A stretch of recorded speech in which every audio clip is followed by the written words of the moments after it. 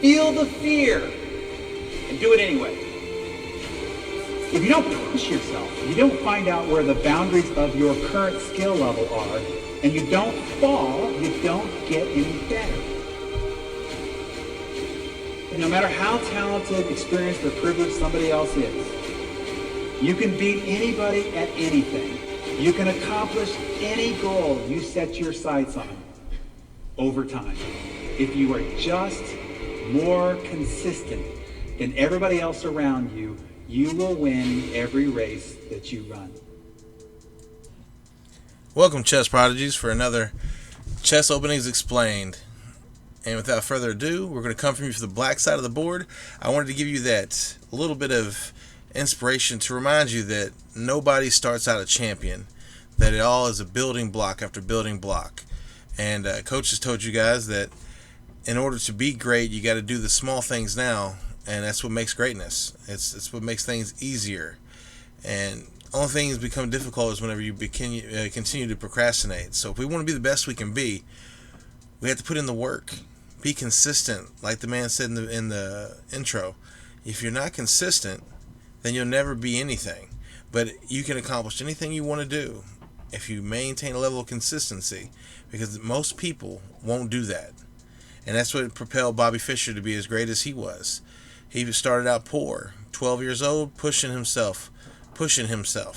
Every day he had nothing but belief in who he was and time. And he put in the time and became what we know is the greatest genius that's ever played this game. Now that's arguable with a couple other exceptions, but he didn't have the computer technology, and they were writing the books based upon the games he was playing. So to me, without the resources, you can't put anybody else in his category. And with the resources, we don't know how great he could have been. But we do know that he is definitely top 3 of all time. And without further ado, on the black side of the board today is where we'll be playing, because that's one of our weak spots. And the white side of the board, we're going to be going against d4 again. We're going to continue with our triangle system, at least an idea behind it. One of the openings that we use is the Tarrasch defense, and it's going to start out against d4, the Queens Gambit, which we will meet with d5. It's a good thing, as we talked about, if you don't push d5 here, you could wind up facing the advanced variation, which would then hinder everything you're trying to do in the beginning.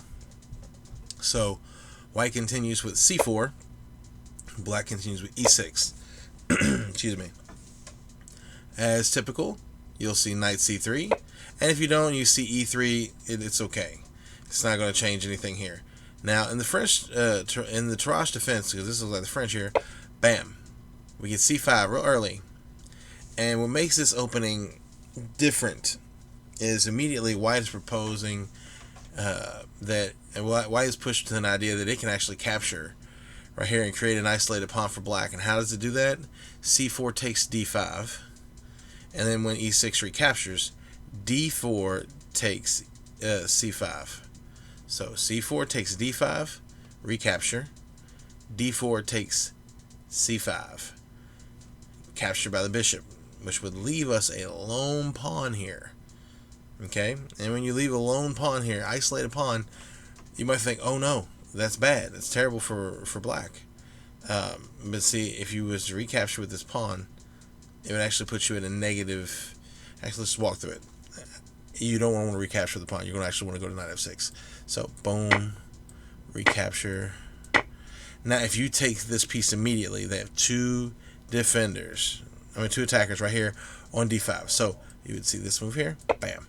This guy here, he's pretty safe. He's not, you're going to kill him. He's not going to get away. And if you get the pin variation here, you could easily recapture. Wouldn't be a problem. Because if they capture here and you capture back, you're kind of eyeing down this nice little square. So they come with the knight here. Bam! King's already moving out. So this here is a very lethal combination. Because if you get the pin move, like I'll show you real quick, capture. If for whatever reason this happens, which is very unlikely, then you got whop. No different than our 4-move checkmate where they come out.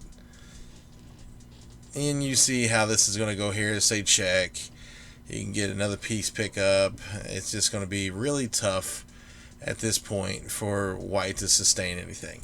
So that's a little trick, and it shouldn't even be a trick. It should just be like, that's a complete blunder from white if they do that.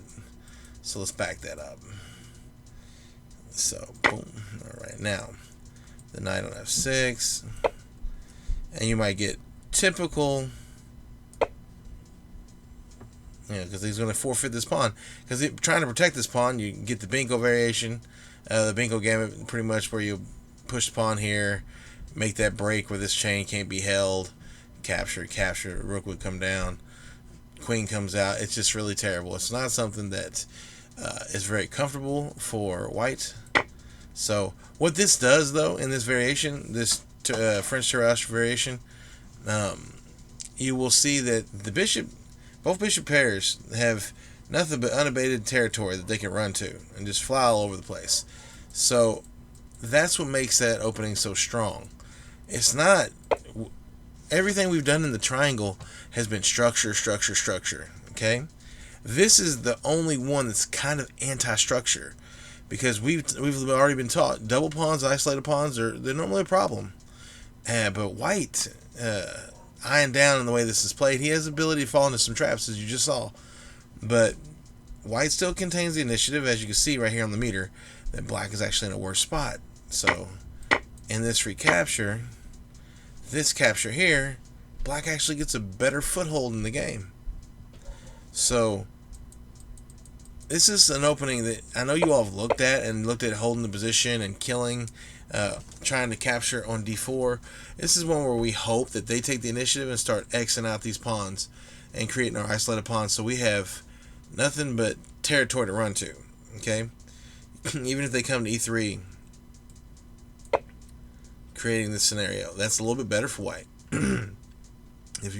Even though the meter went up for black, it's actually a little bit better for white. But once this is isolated and opened up, you get the pawns that are free. In our triangle system, as we talked about, if e6 is right here, then this bishop is really difficult to get out and do a lot of things.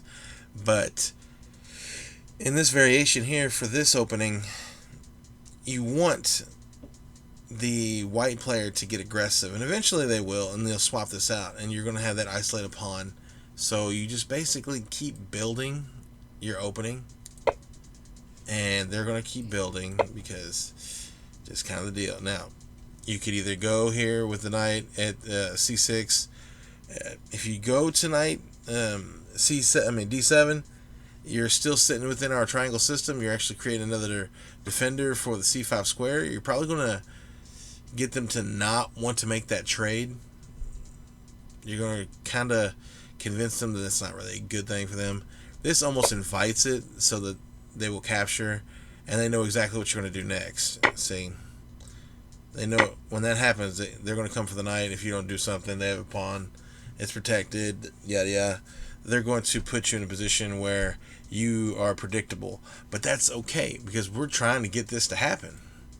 And if this captures, right, this wonderful piece captures, we're already set. Now this bishop's blocked. There's no pin variation here. So we come here. This position is pretty equal. The computer will say it's slight advantage for white, but it's pretty equal. I mean, you got the ability to castle really soon. White can sit down right here.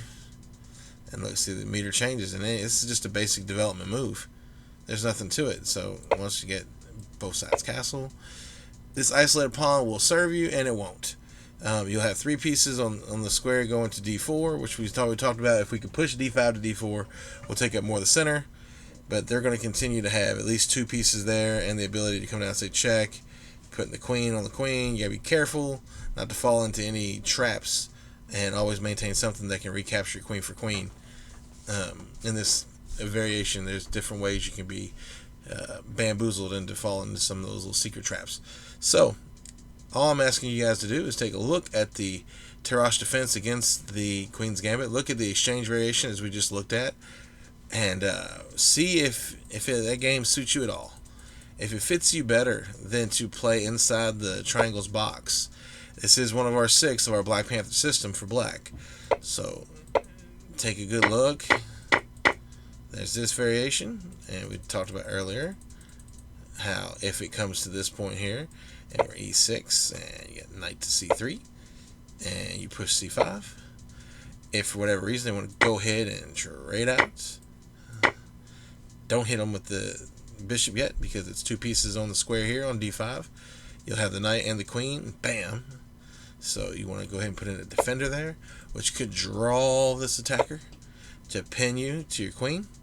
Bishop over here going all the way down to g5, and then at that point you can hit the pawn, get the exchange in your favor. You may see the knight come down. If that's the case, you can just slide your knight over to d7, cover your knight. They'll have 2 pieces on it. You'll have 2 pieces on it. Get ready to castle. Everything's going to be fine. If they come here, you also have the ability to come with the queen and say check. Just different things can go on here and be in your favor. Explore this idea. Explore this opening. Take a good look at it. Tell me what you think. Really kind of eye down different ideas behind it, whether it be the exchange variations, the pin variation, even the knight capturing here outside the pin variation, and just look and see what's going to cause you the most issues. That way we can have something to discuss.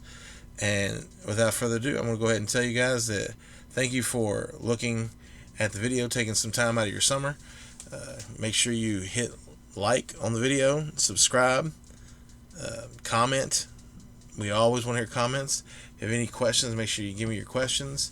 And once again, no excuses, guys. If you want to be winners, you got to do the things no one else is willing to do. You got to put in the work.